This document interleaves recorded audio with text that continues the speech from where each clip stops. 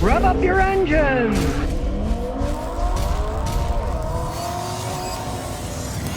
Well, the gasoline companies are at it again. I just got an email from a fan, and believe it or not, in San Francisco, gas is now $6.59 a gallon. In Tennessee, when I left, it was $2.89 at a station. This is such a load of crap. They say, oh, the taxes. Tax is baloney. The only difference is tax in California is 47 cents a gallon. In Tennessee, it's 27 cents a gallon. So it's 20 cents more in California. How come it's $4 a gallon more? Because the oil companies are greedy and they get away with murder. I just went to Niagara Falls. The gas there was $1.50 more than in Tennessee, because Niagara Falls is a tourist town, right? And it was the same thing when I was in Moab, Utah in the desert. They just people because they can. They know there's tourists in Moab, tourists in Niagara Falls, and they're going to pay whatever the price is. It's price gouging, and the corporations are just scumbags. There's no other way out of it. It's the same oil. Comes out of the same ground. There's no oil wells in Niagara Falls. I didn't see any in Moab. Now, California actually has oil wells, not San Francisco, but a lot of it does. It's just greed. They get away with what they get, and then they blame it on something else. They blame it on the Russians invading Ukraine. They blame it on this. It's just plain greed. They're corporations. They can get away with murder, and that's what happens. And they're getting greedy again, and they're jacking it up. But it just comes down to greed. It's the same gasoline. I couldn't believe it when it got $6.59. Do they have a lifestyle tax in San Francisco on the gasoline? I don't know. It's just too much to believe. Well, Linda says, is the dealership taking advantage of me? Well, you kind of answered your own question there. I got a 2011 Jeep Compass I bought new with 120,000 miles. It's running weird. And it has a code, and I saw in your video that you replaced the crankshaft position sensor. It was $18.99. It took you less than an hour. So I took it to the Jeep dealership, and they said, we need a crankshaft position sensor, and it's going to cost $605. I think this is high. Are they ripping me off? Well, of course they're ripping you off. This is why I make my videos and help people out. There's a lot of stuff you can do yourself. Or, at least, if you know, hey, it takes less than an hour to replace this part. You can get the part for $19 at AutoZone. Go to an independent mechanic like me who will do the job much cheaper. If you don't want to do it yourself, at least find a good independent mechanic and show that you know knowledge. Watch my videos. Maybe get a little $50 scan tool. You plug it in, you got the code. They can't really rip you off when you say, hey, this is what I think I need. And I say, what's it going to cost? I know where it is.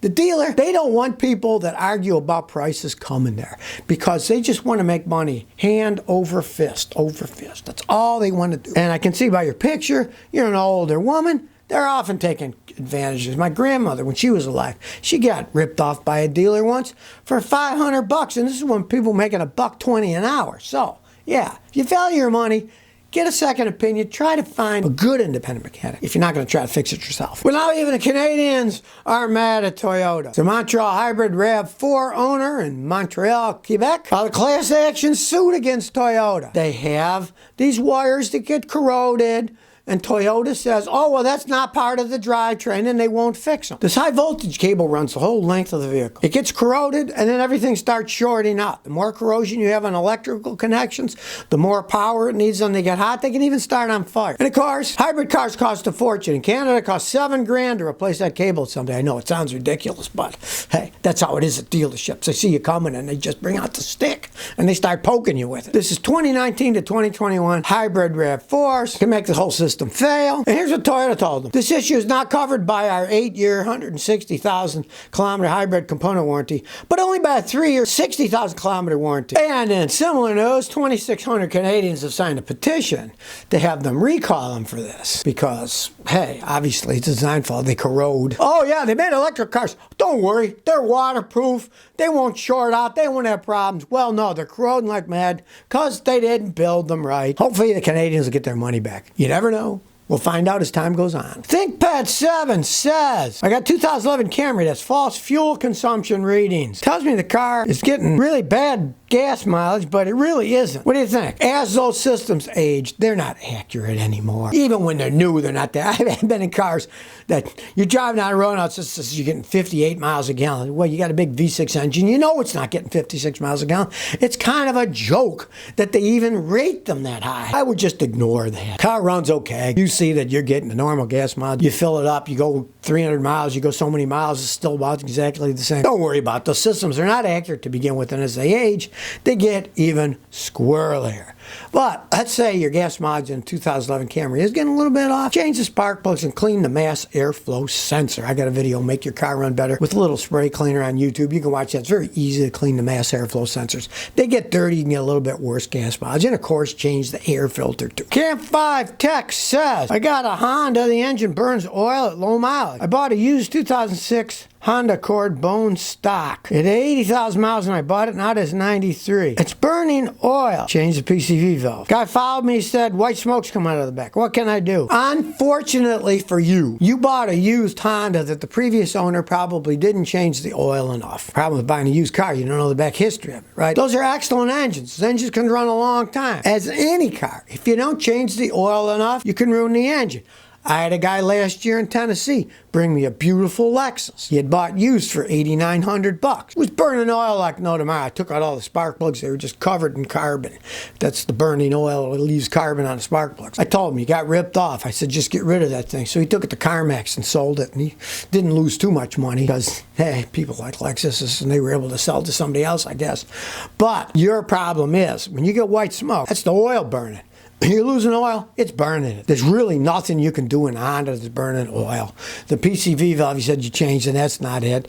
A PCV valve isn't going to make it smoke white anyway. Do what's called a wet and dry compression test. Take out the spark plugs, have a mechanic if you don't know how to do it, and he can tell you if piston rings are worn. If they're worn out, there's nothing you can do other than either rebuild the engine, live with it, or get another car. That's the one problem about buying a used car. You want to make sure it's not an oil burner. That's why you pay a mechanic to check it out before you buy it. Pilot Hope says, can a rotting 2005 Honda Pilot be repaired? I've got less than 200,000 miles, but the infamous rotting rear subframe is attacking it. Do you know any welders near Deposit, New York, who could do this? Here's the problem. Subframes, once they start rotting, they're pretty much rotten. Welding them, it's not really a doable thing. That's the problem with modern cars.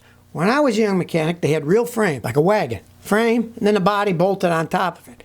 Now, they're unibody construction. The frame is part of the whole body. It's all welded together as one gigantic piece, right? You're kind of stuck between a rock and a hard place. Most guys won't because there's too much liability. If they don't weld it right, and the subframe breaks and you get in an accident and die, they're going to hit the heck suit out of them. So most welders that have brains know what they're doing. They wouldn't touch that with a 10-foot pole. It's not worth it because to replace the rear subframe, you got to take everything apart and then you got to re-weld the whole new parts on. It's really not worth fixing. You got 200,000 miles on it. I'd say get rid of the thing, get another vehicle. Sometimes it's wiser to move on than it is to fix things, especially rust, especially on frame parts. It's generally time to say goodbye. Once they start rusting, they don't stop, and you can't patch them together. It's just not something that's doable. Well, you might have seen this one, just typical. A Tesla owner got locked out of his car. He refused to pay 21 grand for a new battery. Now, it's a Canadian guy. Back in 2013, he paid 140 grand for a Model S Tesla. Now, of course, old Elon claims, oh, these batteries go 300 to 500,000 miles, blah, blah, blah, or about 21 to 25 years before they need replacing. Well, not the case for this Canadian guy. It had 77,000 miles on it. It needed replacing. And in his case, it was designed for the car, and Tesla's not gonna fix it for free. The Transport Canada Regulatory Agency said the AC evaporation drain, where the water comes out from the condensation, dripped on the battery and made it rust. They wouldn't fix it under warranty, even with that short mileage. They said you need 21 grand or sell the car. Now, since the battery was dead, he couldn't get inside his car because it's electric, and he couldn't get the documents inside to prove he owned it so he could sell it. And he had a bunch of Uber credits on his Tesla system, but he complained so many times to the Tesla dealer about, hey, why don't you give me a free battery, that they canceled the Uber credits too. Nice people. Now, the guy admitted that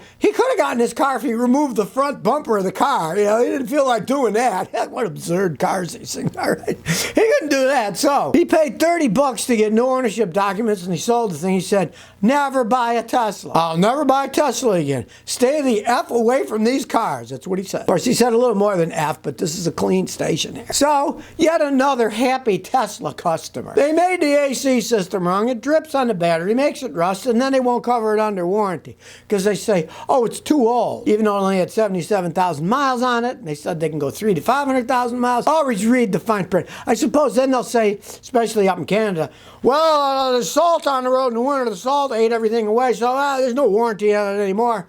You think they could make the electrical parts so it wouldn't bother them, but obviously they haven't. So if you never want to miss another one of my new car repair videos, remember to ring that bell.